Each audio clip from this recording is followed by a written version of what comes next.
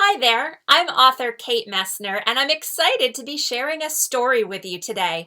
We're going to read Over and Under the Rainforest. But first, let me tell you a little bit about how this story came to be. Over and Under the Rainforest is actually one of a series of nature books that explore hidden worlds in nature. And that series began with a book called Over and Under the Snow. That story came about years ago when I was a middle school English teacher as well as a writer, because every year we would take our students on a snowshoe field trip in the Adirondack Mountains. Look how snowy it is. It's like that pretty much every winter where I live. So we would go out on our snowshoes hiking through the woods, and we like to look for animal tracks in the snow and try to imagine which animal had left those tracks. Take a look at these tracks. I bet you can read some clues in the snow with me and try to figure out who left these tracks. Look at this. We have an animal track, and you can tell this animal has 4 feet, right? Because you can count those tracks. 1, 2, 3, 4. And you might notice that the 2 front feet, maybe the front feet, these 2 feet are bigger than the other 2. That's an interesting clue, isn't it? And if you were to think hard about what kind of animal leaves that kind of track, you might come up with this one, a snowshoe hare in the winter woods. Well, when we started seeing all these different tracks in the snow, I grew very curious about what these animals' lives were like. And then we saw an even more interesting track. We saw these tiny, tiny tracks leading to a hole in the snow, and then they just disappeared. Now, the guide, the naturalist who was with us on our field trip that day, looked at this and she said, "Oh my goodness, this is amazing. This," and she pointed to that little hole in the snow. "This," she said, "this means we have had a visitor from the subnivean zone." And we all said, "Whoa, what's the subnivean zone?" And she went on to explain that the subnivean zone is the fancy phrase for this secret network of tunnels and caves under the winter snow. And all the forest animals, all the smallest forest animals, can go down there in the winter and be a little bit safer, a little bit warmer, maybe find some snacks like this little red squirrel. So I was absolutely fascinated by this. And by the time I got back to the school bus, I had an idea for a story. And I scribbled the very first words of that story actually on the back of an attendance paper with a little stubby miniature golf pencil on the bus on the way home. That book became Over and Under the Snow, which is written by me, Kate Messner, and illustrated by Christopher Silas Neal. Here's how it begins. Over the snow I glide, into woods frosted, fresh and white. Over the snow, a flash of fur, a red squirrel disappears down a crack. Where did he go? Under the snow, Dad says. Under the snow is a whole secret kingdom where the smallest forest animals stay safe and warm. You are skiing over them now. And so the rest of this story is a look at all those amazing animals that live in the winter woods, from great horned owls to little shrews and moles and voles. It was so interesting and so much fun to work on this book that Chris and I ended up making another book together called Up in the Garden and Down in the Dirt. And this one is about all the critters, the earthworms and insects that work in our gardens while we're weeding and watering above. Now, after that book came out, the publisher, Chronicle Books, said, "Chris, Kate, these books, people really like them. Maybe you'd like to explore another hidden world." And I immediately thought of the mountain ponds in the Adirondack Mountains where I live. This is one of my favorite pictures of one of the days our family explored a local pond. That's my daughter when she was little in the background, and you can see she's out looking into the water. She's searching for tadpoles and frogs. Meanwhile, this frog on the rock is watching her search for him. I absolutely love this picture, but I wanted to write a story that explores that hidden world of a mountain pond. And so I did some research. I spent some time on the mountain ponds of the Adirondacks, looking at all the different plants and animals, and the end result was Over and Under the Pond, which Chris also illustrated. So that was the third book that we collaborated on together. And then it was time for another one. And I started thinking about one of my favorite places, one of my favorite ecosystems I've ever visited. And that is the tropical rainforest of Costa Rica. It was so interesting there, and I got to take a trip to do research for this book. So this is a big old tree called an almendro tree that gives life to a lot of different animals. And hiking through the forest to see that tree, I was able to see toucans and monkeys in the trees eating breakfast and fruit bats. These fruit bats would line up on the trees and just hang out during the daytime. And we saw snakes, including this venomous snake. It's called a fer de lance. We kept a very safe distance from this snake on the trail. We saw poison dart frogs. That was one of my favorite animals in the rainforest because I loved how colorful they are. And I thought these were fascinating too. Leaf cutter ants. At first glance, this might just look like a picture of some leaves. And in fact, when you're in the rainforest, that's what it looks like too. It looks like you're watching a long line of leaves marching through the forest. But if you look more closely, you'll see that each leaf is being carried on the back of a little ant, and those are leafcutter ants. So all those animals found their way into the story Over and Under the Rainforest. And that is the story that I would like to share with you today. Over and Under the Rainforest by Kate Messner, that's me, with art by Christopher Silas Neal. Into the rainforest we hike through slivers of sunlight and dripping wet leaves. Up in the trees, there's a symphony of sound, chatters and chirps and a howling roar. What's up there? I ask. Up in the trees? Tito asks. Up in the trees is a whole hidden world, a riot of monkeys and insects and birds. We're hiking under them now. Up in the trees, oropendolas gurgle in low swinging nests. Toucans croak and bicker over breakfast. Down in the forest, I follow Tito along the trail, while agoutis search the ground for fallen fruit. Onto the footbridge we climb, up, up, up. Tito rests to catch his breath before we cross over the river below. Up in the trees, long-nosed bats sleep away the daylight, all in a row. Don't they look like that picture you saw? Sometimes the illustrator, Christopher Silas Neal, uses my photographs from my research when he's drawing the pictures for the book, and this was one of those situations. I bet you'll see some more times when that happened. Down on the bank, sleepy crocodiles bask in the sun. As we cross, an emerald basilisk races us to the other side, barely skimming the river's surface. Tito and I laugh at his fast, funny legs and wish we could walk on water too. We scramble over roots and rocks, climbing higher into the trees. A poison dart frog makes his way up a trunk with a tadpole on his back. And this kind of frog really does do that. They carry their tadpole babies on their backs up into the tree so they can find maybe a little puddle and a leaf. And that's a safer place for the tadpole than on the ground where there might be predators.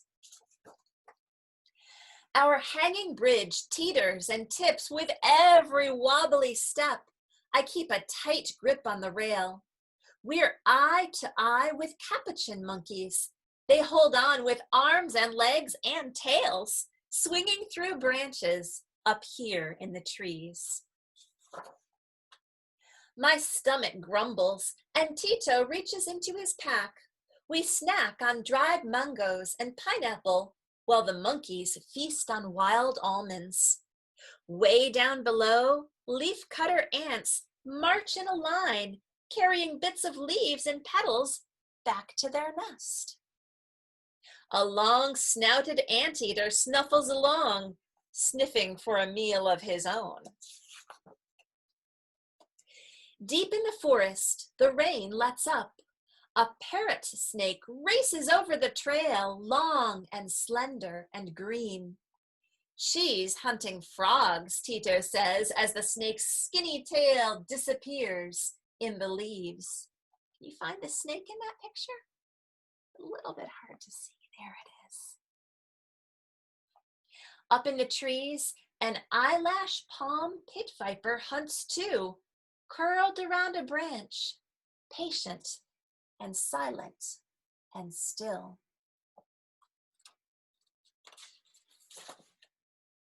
High in the canopy, a furry dark shadow clings to a branch. Tito lifts his hands to his mouth and sends a roar to the sky. The forest waits, quiet. Then, roar, roar, roar, comes the answer. A thunder of howler monkeys up in the trees. Their calls quiet down as the blue sky grows dark. Night falls fast in the forest. Our walk through the treetops is through. At the base of the bridge, an orb spider weaves her web, a golden tapestry that will catch moonlight and insects tonight.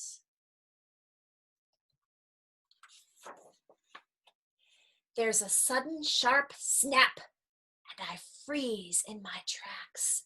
A crick of a branch, a long, loud rustle, then quiet again.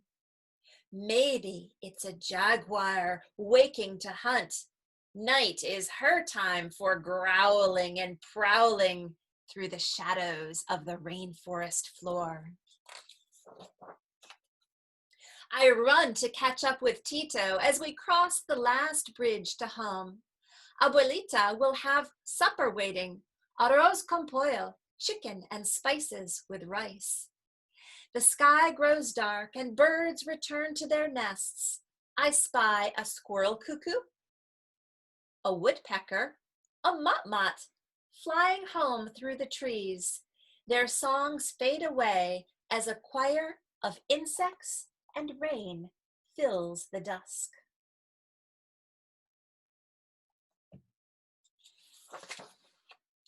A night song of darkness and water and life, over us, under us, and all around.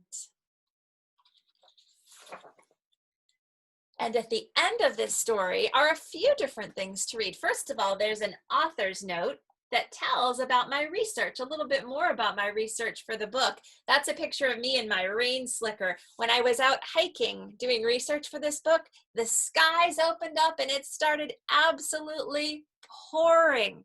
It was so much fun to be out in the forest in the rain with all those animals. So I thought that would be the very best author's photo for this book. And then there's a little bit more about the animals in the book. Let's read some of those. The Montezuma oropendola is a bird that's easy to find when you spot its nests, which look like big droopy sacs hanging from tree branches. These birds nest in groups so that the females can work together to gang up on any predators. When male oropendolas are trying to attract females, they tip forward on a branch to show their yellow tails and make a squeaky, warbling mating call. I actually, when I was writing this book, was trying to figure out how to describe that call. And so I was sitting at my computer making oropendola noises. To me, it sort of sounded like, it's funny to be a writer sometimes. The most recognizable species of toucan with the rainbow-colored bill is called the keel-billed toucan. There's a keel-billed toucan right there. They travel in pairs or small groups in the forest. Toucans sometimes eat eggs and small animals, but fruit makes up most of their diet. They eat by picking up food with the tip of their bills, tossing it lightly, and catching it in their mouths. Sounds like fun, doesn't it? Central American agoutis look like oversized guinea pigs. Their favorite food is fallen fruit and nuts, but they'll also eat other plants and insects. They're often seen foraging in the Costa Rica rainforest and sitting up on their hind legs to eat, holding food in their front paws like squirrels. Agoutis are prey for a number of rainforest birds, mammals, and snakes. When they're threatened, they run and also let out loud barks as a warning to others nearby. Let's see, what other animals should we, let's read about that green basilisk, the one that could walk on water, sort of. The green basilisk is also known as the plumed basilisk or the Jesus Christ lizard. That name comes from this creature's unusual ability to walk on water. Actually, it's more of a run. Basilisks have extra long toes on their back feet. They're able to travel short distances over water by slapping their rear feet on the surface and using their tails as support. Oh, and let's do the poison dart frog too. That's another one of my favorites. Blue jeans poison dart frogs are commonly found in the leaf litter of rainforests. There, female frogs lay eggs. Once they're fertilized, it takes about 2 weeks for them to hatch into tadpoles. Then a parent, usually the dad, carries them up into the rainforest canopy and leaves them in a puddle of water in a bromeliad plant. There, the newly hatched tadpoles are safer from predators than they would be on the forest floor. Let's see. How about the leafcutter ants? We'll do those. Leafcutter ants always look busy when you see them in the rainforest, carrying scraps of leaves and petals as they march along trails in columns that seem to go on forever. The first explorers to see these ants assumed they ate the leaves, but that's not the case. Instead, the ants take leaves back to their nests, clean them, and chew them up, and add them to a garden where the ants grow fungus that they eat as food. Leafcutter ant colonies often include millions of workers. And then let's talk about the leafcutter ant's predator, that giant anteater. Giant anteaters can eat several thousand ants in a minute once they find a colony. They have strong noses for sniffing them out, as well as powerful claws for ripping open nests. Giant anteaters used to be more common in Costa Rica, but due to habitat loss, they're extremely rare and may be extinct there now. And how about if we read about those 2 snakes? I really like snakes. That was one of my favorite things that I saw in Costa Rica. In this book, there are green parrot snakes and an eyelash palm pit viper. Green parrot snakes are not venomous, but they're fast and agile and can grow up to be 7 feet long. These bright green snakes are often found in low rainforest plants, hunting for frogs and lizards. And then the eyelash palm pit viper is one of Costa Rica's most dangerous venomous snakes. Eyelash pit vipers are arboreal, which means they spend much of their time coiled around tree trunks and branches waiting for prey. That's one reason you never want to grab trees for support when you're hiking in the rainforest. Smaller eyelash palm pit vipers tend to stay closer to the ground where they can hunt for lizards and frogs, while bigger snakes tend to eat birds and small mammals found higher in the trees. And one more. People usually hear howler monkeys in the rainforest before they see them. These monkeys travel in troops of 10 to 20 animals.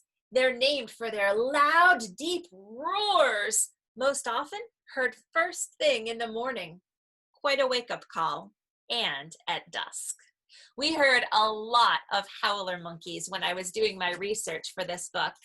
I hope you enjoyed learning about the rainforest animals and reading Over and Under the Rainforest with me today. Have a great day, and I hope you find some more great books to read too.